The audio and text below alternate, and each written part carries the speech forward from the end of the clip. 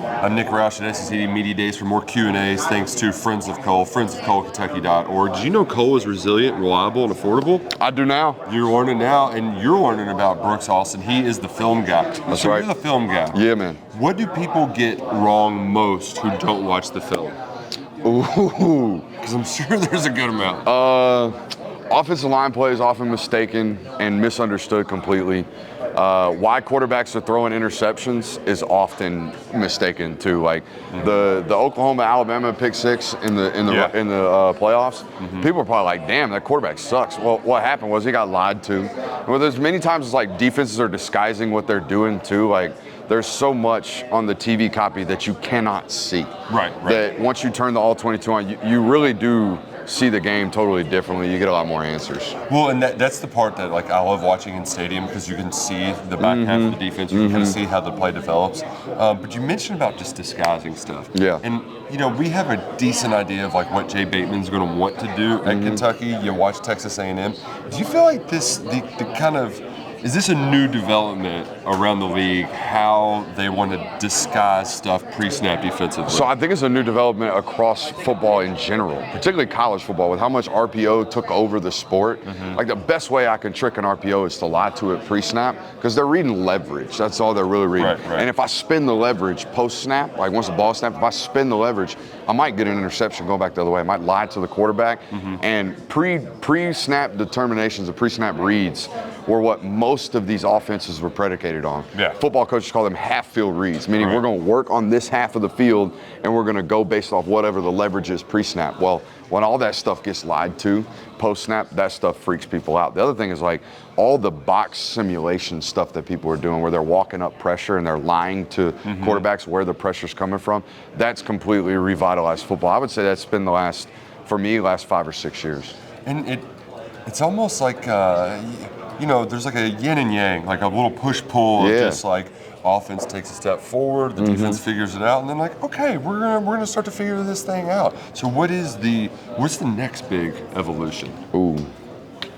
Everybody's running like multiple split safety looks, but that's not new. I don't think that's all new. Right. I think Saban started doing that and Kirby started doing that in like 2017, and then it went rampant all over college football.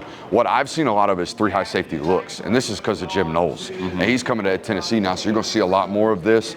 I felt like Oregon did it a ton last year as well with Thieneman rolling in the mid-hole. That would be the new evolution for me is 3 high safety looks. Oh, and the other thing, so many teams playing base personnel on defense, playing 3 linebackers. Yeah. Where like I was doing this for so long and everybody was playing nickel. Everybody had 5 defensive backs on the field.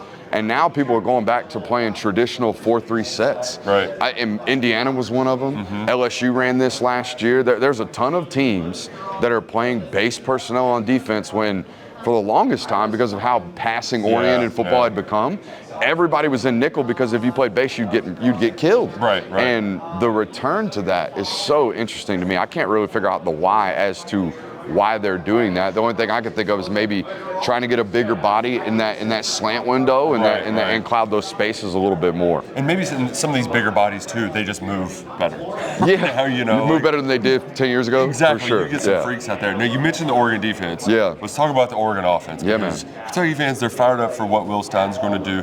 What did you like about what he did out there that you think he could be successful with at Kentucky? So I think the immediate success that he had was really, really impressive, right? To be able to get the quarterback and yourself on the same exact page when you're speaking new language to him. That's really, really impressive. But his youthful energy to me is and I believe he played quarterback. So being able to speak to that most important position at its highest rate is paramount in this sport. Because if you can get that right, you can get that spot right, you're going to be all right on offense. Well, and the other part too is like, I know Bo Nix went to the Heisman Trophy ceremony, right? Yeah. I saw Dylan Gabriel light it up, and Dante Moore could have very well been the second pick in this year's NFL draft. He's back this year. Yeah. The part that I think got glossed over a lot is they had Joe Moore finalists in that offensive line. Yeah. Like Kenyon Sadiq, awesome tight end, and in the run game,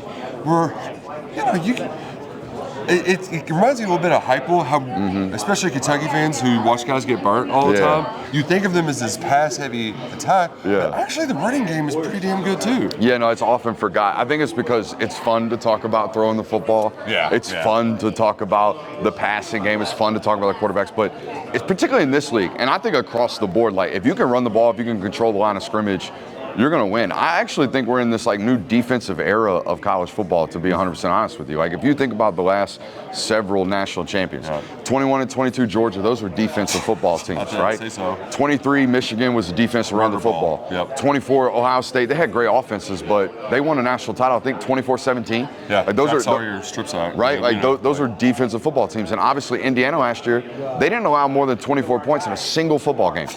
They could have been the 85th best offense last year and would have went 16 and up. You know what I mean? Like we're back into this era of, and I think a lot of that's helmet comms coming into the sport. We're slowing down a lot more, man. Like the days of taking 85 offensive snaps, they're gone because we have a much better ability to talk to the quarterback, get on the same page, see what the defense is running, slow down a little bit more. So who do you think is a team that's positioned well to surprise in the SEC? You want me to say Kentucky, don't you? I would love it, but you can say whoever you want. So I don't know enough about them, and I don't even know if y'all do. No, we don't. Right? Like I don't know enough about it, but man, I like what he puts down. I like the way he talks it, right? I like the way Will Stein gets at it. You don't know if it's going to happen right away, but you feel pretty good, like down the road, that it's gonna work. And what a fresh tone of a football coach. They're like, hey, look, I was king of Mark Stoops Mountain. Like I like Mark Stoops, but he can be dry every once in a while. You know what I mean? Every once in a while? Every once. I wanted to be nice. But no, the freshness, the newness of what he's bringing, the energy. And this is don't get it twisted, this is an energy job. You got to have juice, particularly nowadays, man. You got to sell your mission. You got to sell what you got going on. And I think he does it really, really well. I want to ask you about Georgia because I don't know, something like Kirby's still Kirby. And like you expect him to be, but like, I don't know, something just like, it didn't feel like they have the skill talent to stay at the top of the SEC. Yeah, so I talked about this yesterday on Feinbaum, name drop. I talked about this on Feinbaum yesterday where, look, their talent short at edge rusher. They haven't been to get after the quarterback like they have been in years prior. Their talent short at wide receiver as well. There is no coincidence, or quinkadink, is what I was trying to say. There's no coincidence there that those are two premier dollar positions. Those cost a lot of money. And I'm not saying Georgia's a have-not. They have money. They have resources. But I think there's a hesitancy to be like, oh, 5-star wide receiver, you want $1.6 million coming out of high school?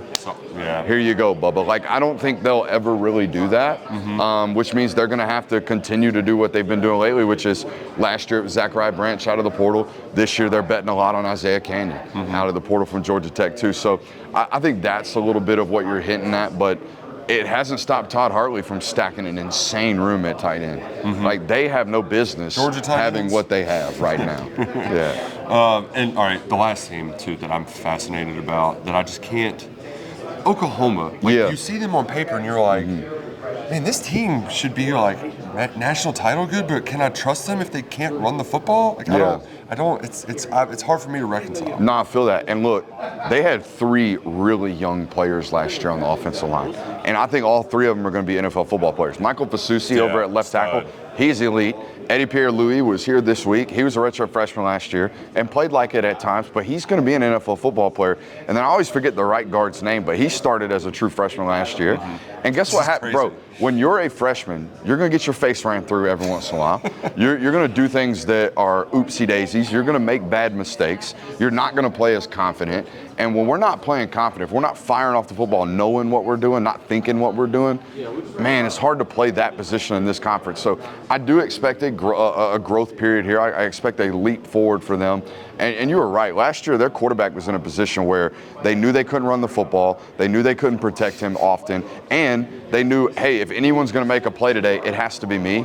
Those are terrible spots for quarterbacks to be in. That creates a lot of pressing at the position. And when you press at quarterback, you're going to make a lot of mistakes. And he did exactly that. Well, and he was dealing with the injury, too, on top of all that being said, is Brent Venables, it's defense.